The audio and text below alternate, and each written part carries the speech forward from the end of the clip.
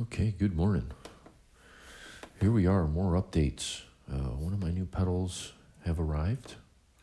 It is the ODR1 BC. It's got the bass cut switch inside. That's why I've got the case open here. I'm going to experiment between the bass cut and non-bass cut.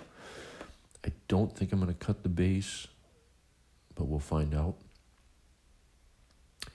And the other thing I've got going on here is I'm finding that I still want compression at the beginning of my signal chain, more as an effect.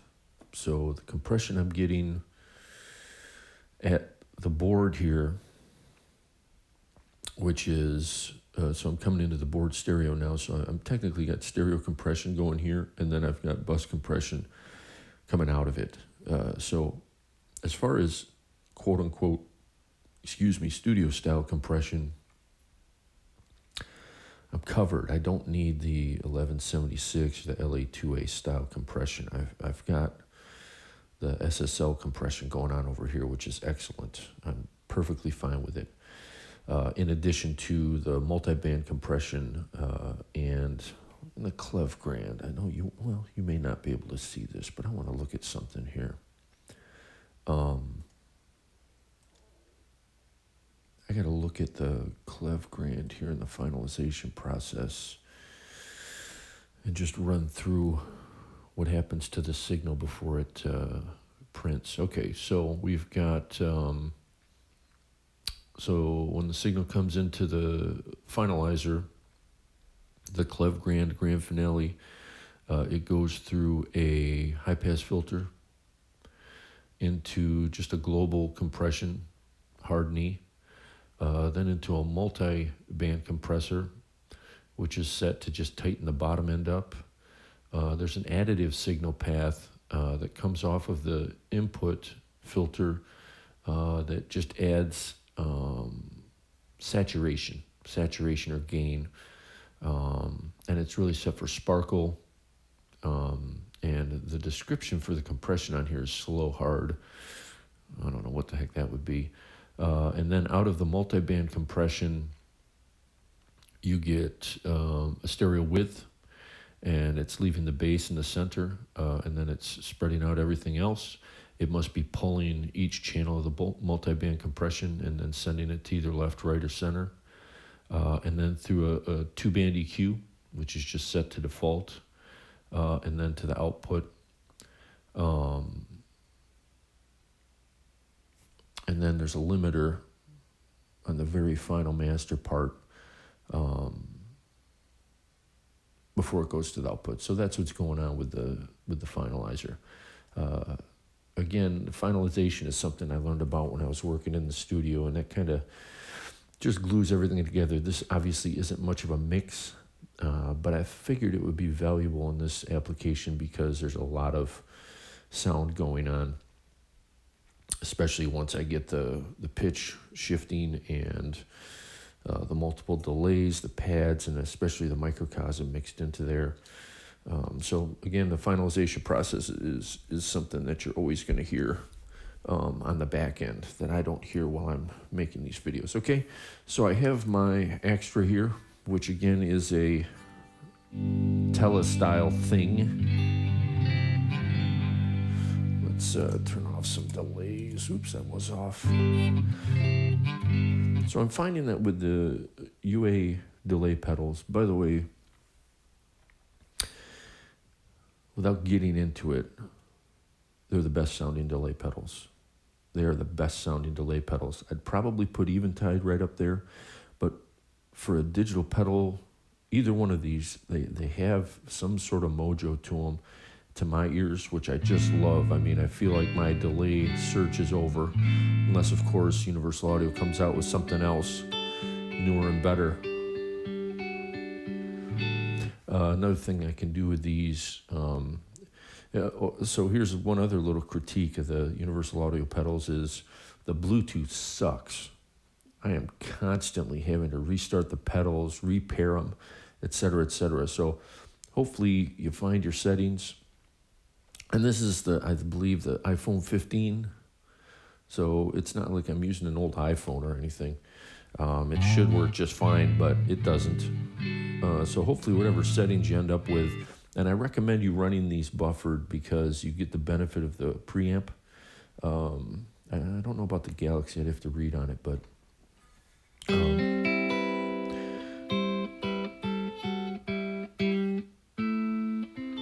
that sounds great. Oops, I wasn't even turned up all the way.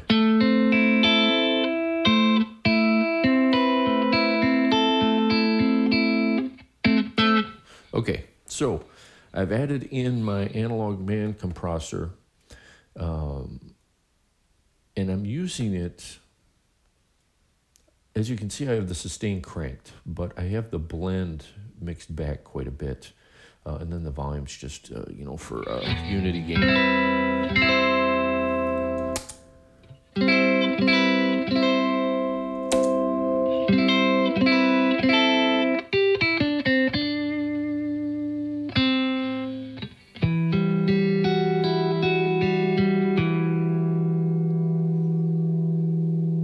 Just make stuff sound better, and obviously, as you can hear, even with the blend down, I'm still getting sustain.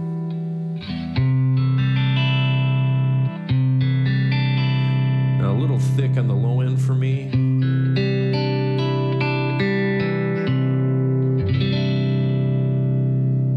But as you can see over here on the board, I've actually engaged the EQs, so I'm trying to use the EQs on the board now to compensate for those things rather than try and figure it out mixed into here. Now, one thing I can do to contradict myself is because I'm using the TIM really as a means to bring the volume pedal on the floor in and out, I can, and let's try that experiment right now, use the TIM to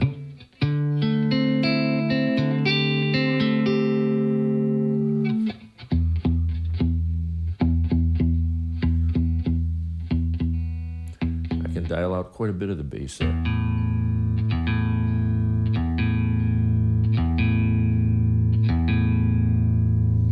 Maybe leave it right there. So there you go, quick, easy fix. TIM pedal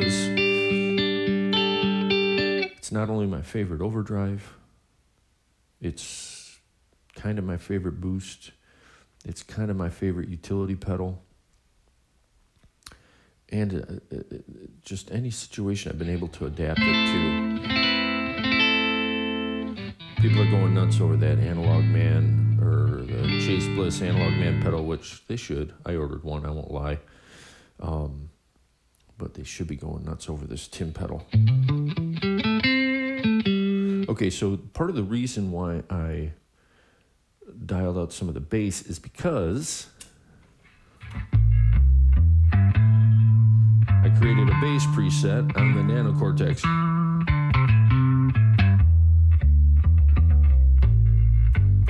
Man, that's nice and woody sounding and everything. I love it.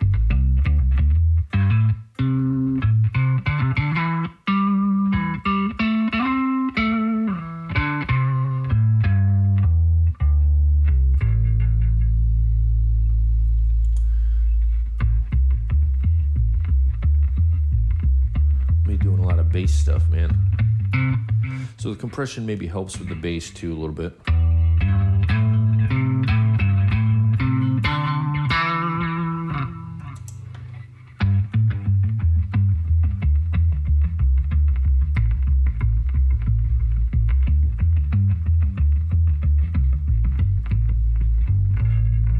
I love it. Nano Cortex, amazing, man.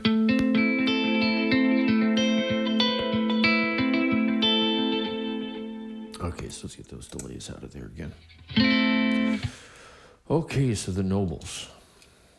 All right, so for whatever reason, and I think I know the reason, but it's a bad reason. I think the only reason I've never looked at one of these in the past is it's ugly. It's an ugly green. It's an ugly case. It doesn't scream quality to me. I'm not saying it doesn't have those things. as you're going to hear, it actually sounds pretty damn amazing. I can't believe I've never overcome that hurdle. Same thing with my SG. I didn't want to touch SGs for decades just because I couldn't get past the shape of it. But now that I own one, it's actually, I like all my guitars, but it's actually one of my go-to guitars. The best thing I've ever played on guitar, period, I played on that guitar. So I have a little bit of an affinity for it now. But I tell you, as I get older here, I challenge myself to overcome some of these irrelevant obstacles to try a new gear out. And with this, oh, by the way, okay, so I'm on my Extra, which is a Telecaster shaped, but it's mahogany body, maple top, maple neck, and I've got Cootercaster style pickups in it from Gemini, which is a Velcro lap steel style pickup in the bridge, and a gold foil style in the, can I get this in my camera? Gold foil style in the neck with a Black Beauty capacitor in there.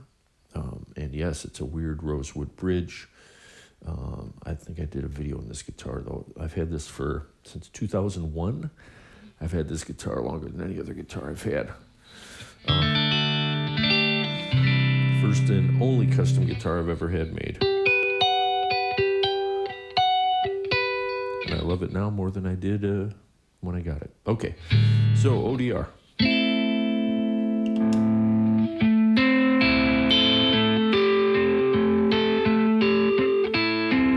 So one of the things I was going to do here is, it was getting too flubby.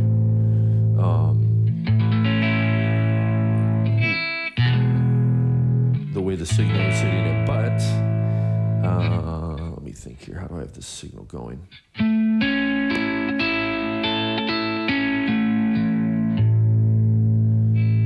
So I'm going compression, mushroom cloud, Nobels. I think I'm just going into the Harmony Machine, Tim, Cortex. So dialing that little bit out of, because I wasn't overloading anything, it was just getting muddy. So I don't necessarily have to fix the signal going into it, but coming out of the Harmony Machine into the Tim, and I don't have that on right now. Oops. So my typical setting I've been using is just an octave up.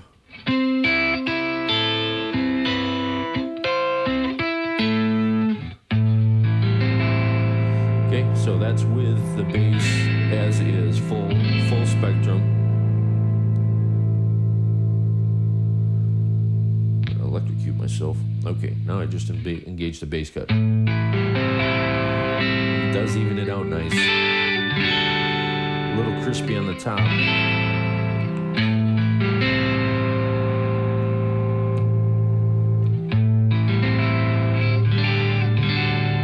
All right, let's try cutting the bass and then compensating with the EQ on here.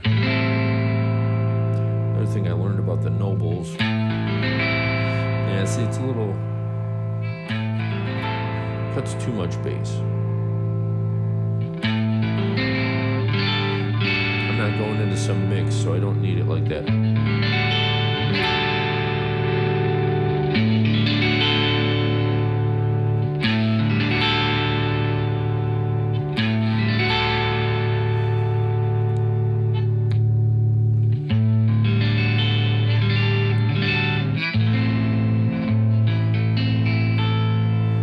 Yeah, that's a little muddy for me if I was going into a mix, but I think it's okay for this setting.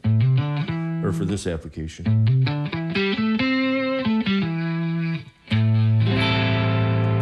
Because again, I wasn't overloading anything with it, but it was a little flubby on the bottom. This is usually my test of whether pickups can even handle. If you can't do that, major third thing with, I'm at, what am I at? I'm at D. It's got a nice growl to it. I like that kind of growl.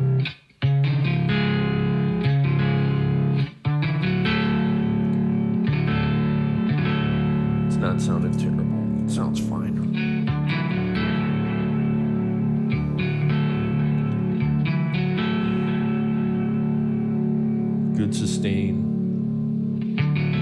Nice growl. Again, I like the growl. Clear at the top. Been trying to play with a pick again. By the way, I started posting those shorts that I'm teaching myself guitar, or I'm learning guitar left-handed. How is it that has hundreds and hundreds of views already? So I'm definitely going to make sure I keep posting on my progress on that. But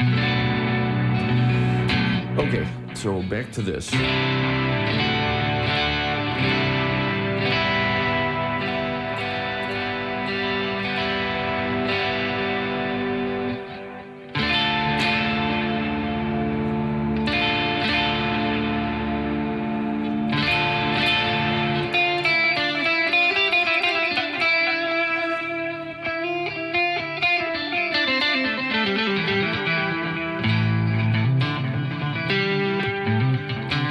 I haven't really played with a pick at all in the last 7 years. I'm going to have to get back into shape here.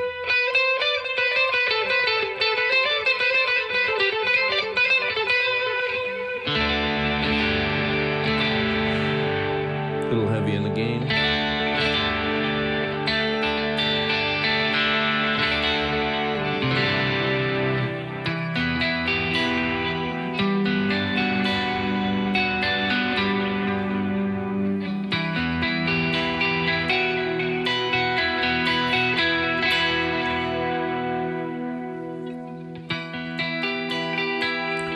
Got to be 3 or 4 at least. On the gain, that is. Or the drive, as they call it.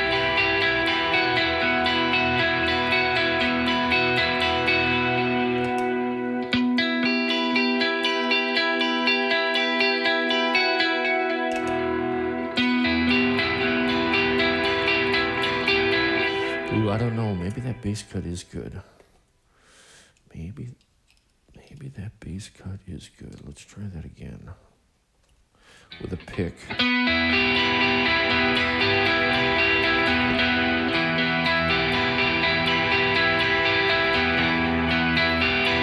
Now, it's not perfect, but I prefer this. This is where I kind of miss having a proper EQ. Now, I have the EQ on the board really compensating for the bass. And obviously the bass on the Tim is compensating for the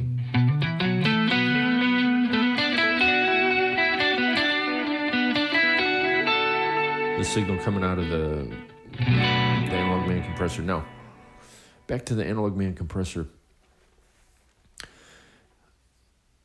The blend knob on that, and so there's a lot of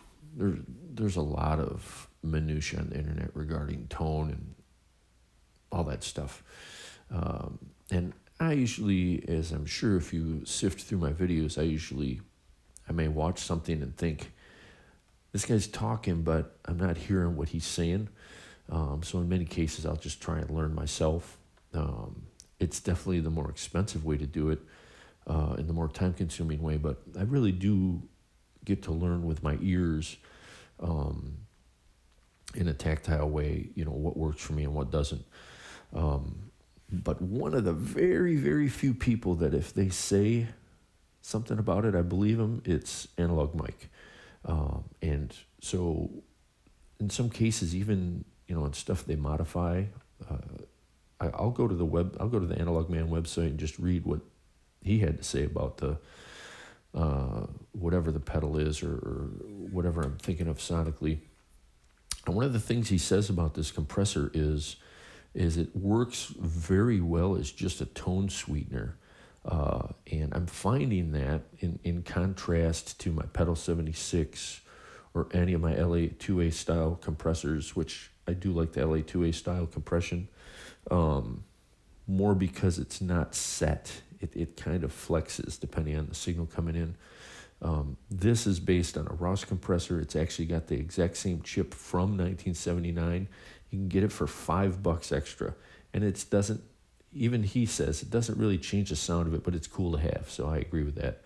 But he says even with the blend knob turned all the way down, which means it's not adding any of the compression circuit, it still does serve as a tone sweetener. And I think that's why this one is going to end up staying at the beginning of my chain, because in addition to that studio style compression, I really just want the sustain out of it. This particular guitar, these pickups are not high output, and they can sound plinky without a little help, depending on the how hard I'm trying to push the signal. And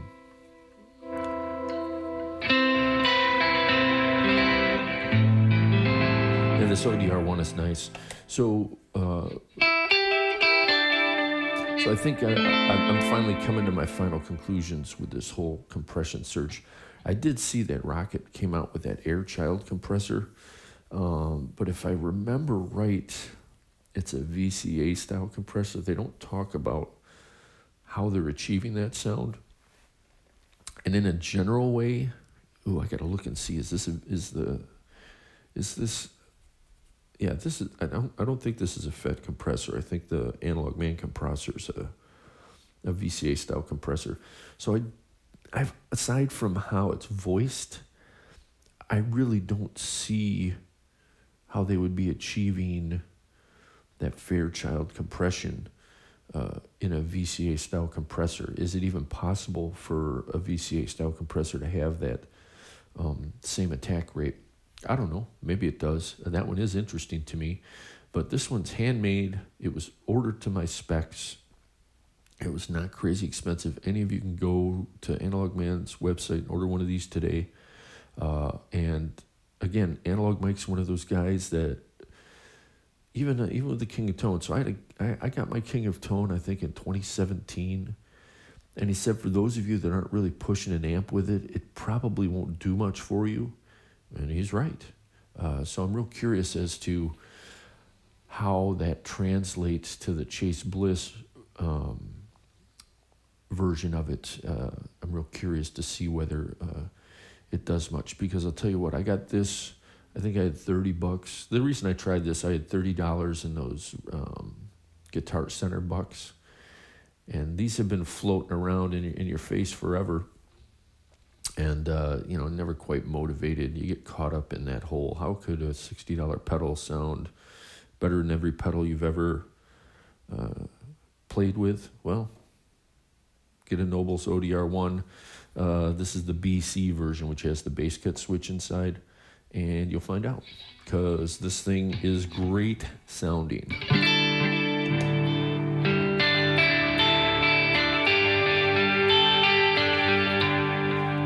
Personally, I would probably shoot it out with the Tim if I was going to shoot the style as I'm hearing this overdrive. I'd say the Tim is probably the closest. Tim or the Timmy.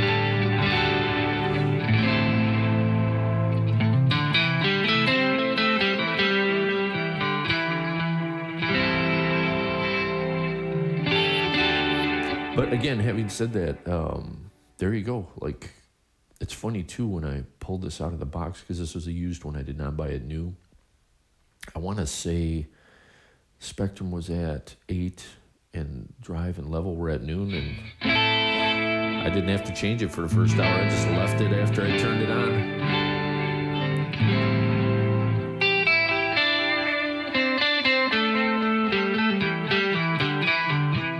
Definitely a lot brighter with a pick. Gonna get better with my, lost all of my dynamics with a pick.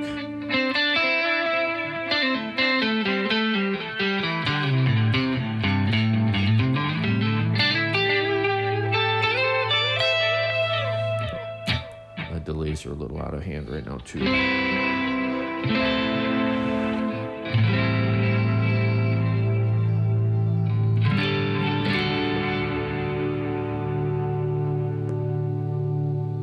Great sustain, just great balanced tone.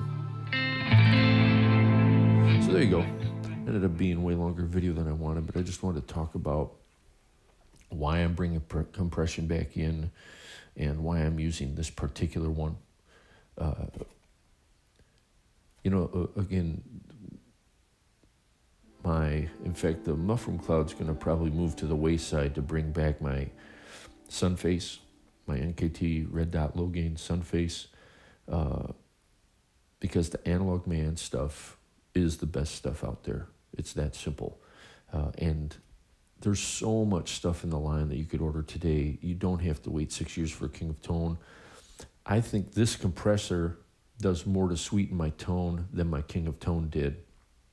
I did ultimately end up selling off my King of Tone, which I regret a little bit. I felt dirty selling it because I waited so long for it.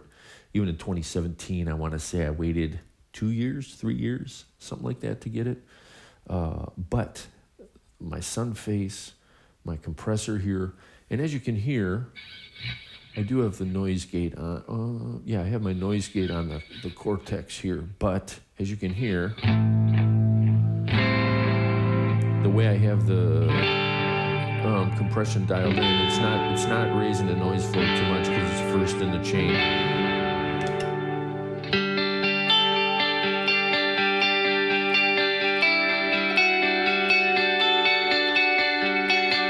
And it's got all the life in it you want.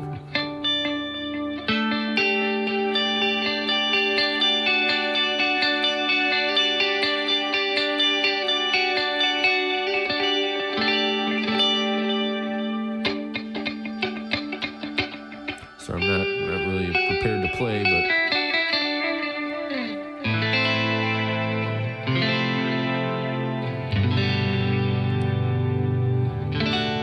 maybe needs a little dialing in, but